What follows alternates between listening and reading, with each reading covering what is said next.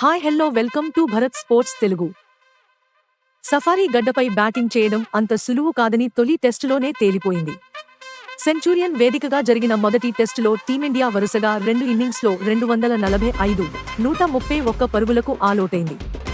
దక్షిణాఫ్రికా చేతిలో ఇన్నింగ్స్ 32 పరుగుల తేడాతో ఘోర పరాజయాన్ని చవిచూసింది. కాగా రేపటి నుంచి రెండో టెస్టు ప్రారంభం కానుంది.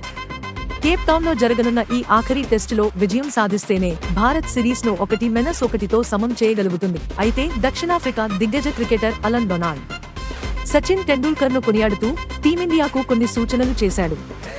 సౌత్ ఆఫ్రికా పర్యటనకు 5 సార్లు వచ్చిన సచిన్ 4 సెంచరీ సాధించాడు. దక్షిణాఫ్రికాలో బ్యాటింగ్ చేయడం అంత సులువు కాదు.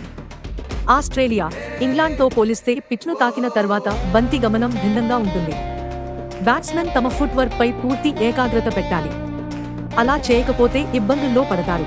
మాతో కలిసి ఆడిన సచిన్ టెండూల్కర్ సౌత్ ఆఫ్రికాలో గొప్పగా బ్యాటింగ్ చేశాడు. మిడిల్ స్టంప్ మీద ఎక్కువ సేపు లేకుండా సత్తా చాటాడు. బంతిని ఎదుర్కోవడంలో, వదిలేయడంలో అతడి కదలికలు అద్భుతంగా ఉంటాయి. ఇక రెండో టెస్టు జరగనున్న కేప్ టౌన్ విషయానికొస్తే ఇది గొప్ప టెస్టు పిచ్. ఇక్కడ బ్యాటింగ్ చేయడం చాలా కష్టం. తీవ్రంగా శ్రమించాల్సి ఉంటుంది.